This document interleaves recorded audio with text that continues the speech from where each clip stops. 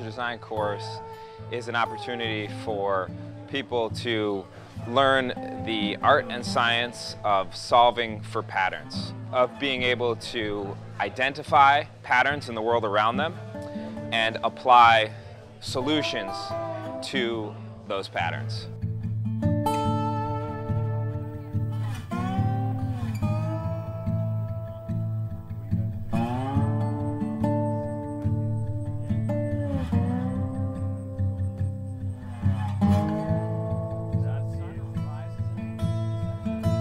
Permaculture is an assemblage of tools and techniques that aren't new at all. Many are actually thousands of years old.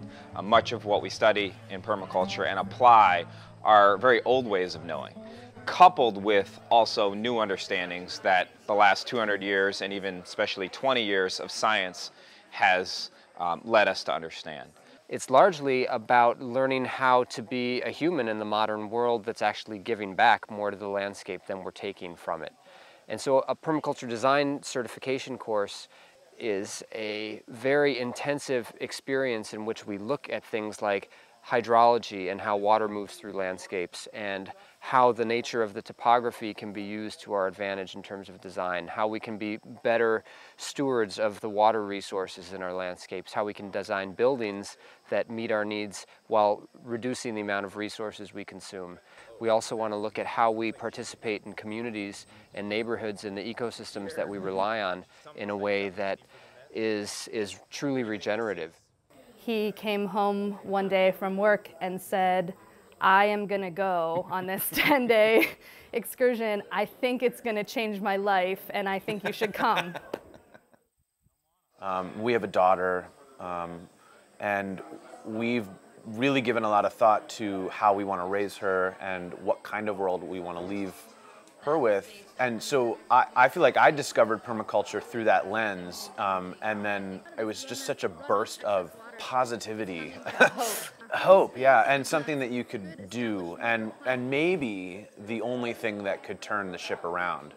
Problems and solutions in permaculture have to do with the relationships between human beings and the larger living world. The permaculture movement seeks to make this relationship mutually beneficial. And so that's where this group is studying that primarily, the relationship of people on this land, and how to work and live on a piece of land in a way that's improving the health of the living systems on site, be it soil or water or wildlife, while also getting a yield, while also being able to make a livelihood on a piece of land. Early on in the permaculture course, we'll mention that we've now fitted with each student with their permaculture goggles. When you start to look at what were otherwise viewed as problems as resources that have gone unrealized, when we recognize that waste is simply food that has been forgotten and unrealized, that we can only help but improve so many of the problems that we find in the world around us. Maybe 10 days ago, I would walk into an open field and be like, oh, okay, so there's some grass and a hill and some taller grass over here. And we spent 10 days in that field digging a little bit deeper into all of those things and what they stand for and how they're functioning. And now I feel like I go into a landscape, even just 10 days later, and see and it's pretty cool. It's truly transformative and life-changing in that I left after a 2-week intensive with a worldview that had changed in a somewhat subtle but also very profound way. There was something in me that felt different, that understood my place in the world and in the ecosystem I live in as having a newfound value. And being immersed in a community, in a learning community for an intensive experience like this, in a beautiful place where we're nourishing one another and nurturing our skills and our goals and our needs and challenges, it becomes a very long-standing inspiration, and I think it really helps propel people become a more active contributor to the community they live in. Everybody here has an interest and an intention and a motivation to kind of take their philosophies and actually put them on the ground in this way. I think the conversations here have been like some of the most fruitful that I've ever had. You know, it's easy to get a lot of academic content, and we have far more people in the world today with a lot of information in their head than hands-on skills. So we're trying to address that limiting factor to making the world a better place, which isn't just knowledge in the mind, it's actually know-how in the hands and in the body. There's a lot of great information that's contained in books, and there certainly are videos that are available online, but this is a very practical, very hands-on course where we were able to experience all of the really critical aspects of design and also a lot of the fundamental skills that underpin those design concepts, and to have the opportunity to do them in a reflective place with a lot of support and feedback made a world of difference. I feel like I was just accelerated through a year's or more worth of reading.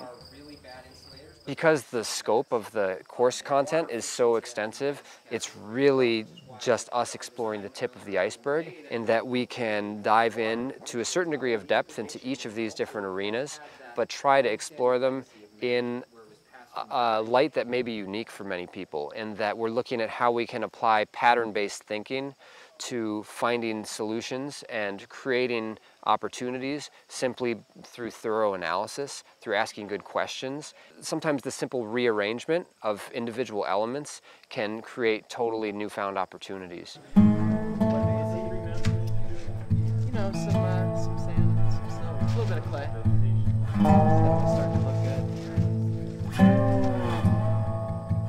It's hard to view society or the world or your participation in it through a lens where you feel singled out or you feel different. But the feeling I get of the synergy between ideas that flow here, the number of skills that people have once you start talking about it, the many different ideas that then culminate into something grander and better than any one person could have thought of, makes me want to go home and start that piece, that like people care part of permaculture, where the land building is important, but if you're doing that all by yourself in your backyard and you're not engaging with the people around you and you're not getting fed by them as much as the food you're growing, that's not worth it to me. Now we're just starting to like really as a society realize like, okay, this is messed up. It is very like scary and weird because of how much we're experimenting with like our whole global like climate system. So that's kind of a bit unnerving, but I just feel like it's like our turn, you know, and people see that as well. And hopefully just as many people can be impacted by this kind of way of growing food before, you know, they really like need it. I'm always optimistic. You know, you have to be optimistic. So, yeah, that's my answer.